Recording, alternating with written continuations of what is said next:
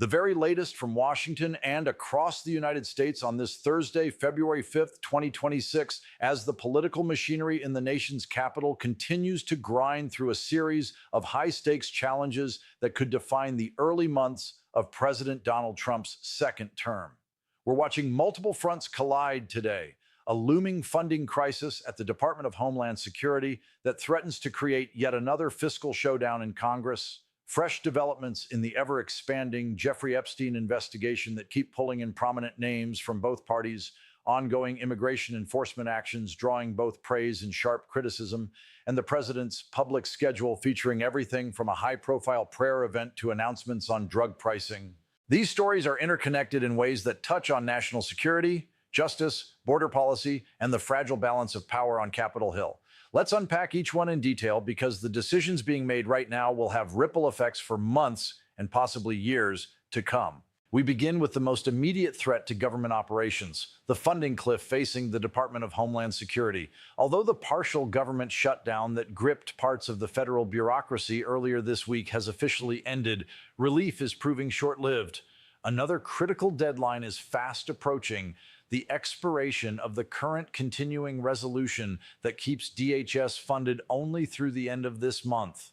Without a full-year appropriations bill or another extension, tens of thousands of DHS employees, including those in Customs and Border Protection, Immigration and Customs Enforcement, the Secret Service, the Coast Guard, FEMA, and cybersecurity units at CISA, could face furloughs, delayed paychecks, and operational slowdowns that directly impact border security, disaster response, and homeland protection.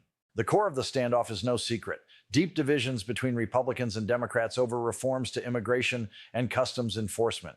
House and Senate Democrats have released a detailed list of demands they say must be included in any comprehensive DHS funding package. These include stricter oversight of ICE detention facilities, mandatory reporting on the use of force by agents, limits on family separations during enforcement actions, expanded access to legal counsel for detainees, independent investigations into allegations of misconduct, and prohibitions on certain deportation practices that Democrats argue violate due process. Several Democratic leaders have stated publicly that they will not support a clean, long-term funding bill without these provisions, calling them essential to prevent what they describe as abuses under the current administration's aggressive immigration agenda. On the Republican side, Speaker of the House Mike Johnson and Senate Majority Leader John Thune have pushed back hard, arguing that tying policy reforms to must-pass funding legislation is irresponsible and amounts to holding national security hostage. GOP sources say they are prepared to advance a short-term extension if necessary, but warn that Democrats risk being blamed for any renewed disruptions. White House officials have signaled that President Trump is monitoring the talks closely and could intervene with public pressure or even a veto threat if the final bill does not align with his priorities on border security and deportations. With only weeks until the funding cliff, negotiations are expected to intensify over the coming days, potentially spilling into late-night sessions and weekend work on the Hill. Shifting to the president's schedule today, President Trump begins his public day at the annual National Prayer Breakfast, a bipartisan gathering held each February in Washington that traditionally brings together lawmakers, faith leaders, diplomats, and the president for a morning of reflection, prayer, and calls for unity. This year's event carries added weight given the polarized climate in the Capitol, and Trump's remarks are anticipated to touch on themes of faith, strength, and America's role in the world. Later tonight, the president is set to deliver a major announcement on drug pricing, an area where he has long promised aggressive action to lower costs for American families. Details remain under wraps, but sources close to the White House indicate the plan could include executive actions targeting pharmaceutical companies, expanded use of importation from Canada, renewed pressure on drug makers to negotiate directly with Medicare, and possibly new transparency requirements for pricing and rebates. White House Press Secretary Caroline Leavitt will hold her daily briefing at 1 p.m. ET, where she is expected to preview both events and field questions on the DHS funding fight, immigration enforcement, and the Epstein probe. Speaking of the Epstein investigation, President Trump addressed the ongoing probe during a brief exchange with reporters earlier today, downplaying any personal concern about being called to testify while expressing sympathy for former President Bill Clinton, who faces an upcoming deposition. Trump said it bothers me that somebody is going after Bill Clinton, adding that he still holds a degree of respect for the former president despite their political differences.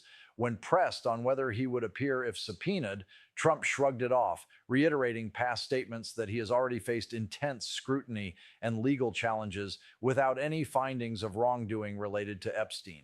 The comments come as the Department of Justice continues to release batches of documents from the Epstein files, now totaling millions of pages, and as depositions of high-profile figures ramp up. No new charges have stemmed from the releases, but the sheer volume of names and references keeps the story alive, fueling speculation and partisan debate. On the immigration front, Border Czar Tom Homan delivered a significant operational update this morning, announcing that DHS will immediately withdraw approximately 700 federal personnel from Minnesota. The move leaves roughly 2,000 officers still deployed in the state as part of ongoing enforcement efforts. Homan described the reduction as a strategic reallocation to focus resources on higher priority border sectors and interior operations in other regions. The announcement follows recent controversy surrounding the fatal shootings of two individuals, Alex Pretty and Renee Good, in Minneapolis during separate encounters with federal agents.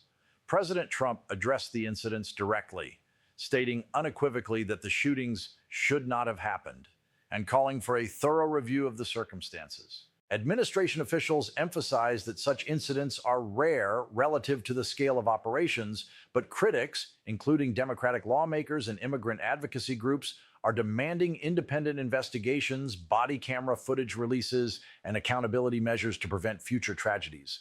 These developments highlight the broader tension at the heart of Trump's immigration agenda: aggressive enforcement aimed at fulfilling campaign promises on deportations and border security, balanced against legal, humanitarian, and political constraints.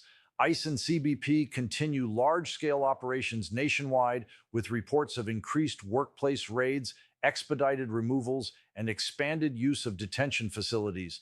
At the same time, lawsuits from states, cities, and civil rights organizations challenge aspects of the policies, while Congress remains gridlocked on comprehensive reform. The DHS funding fight could become the next battleground for these issues, as Democrats seek to embed protections and Republicans aim to preserve executive flexibility. Looking ahead, the coming days will be pivotal. The National Prayer Breakfast offers a moment for reflection amid the chaos, while tonight's drug pricing announcement could provide a policy win to counterbalance the funding and immigration headwinds.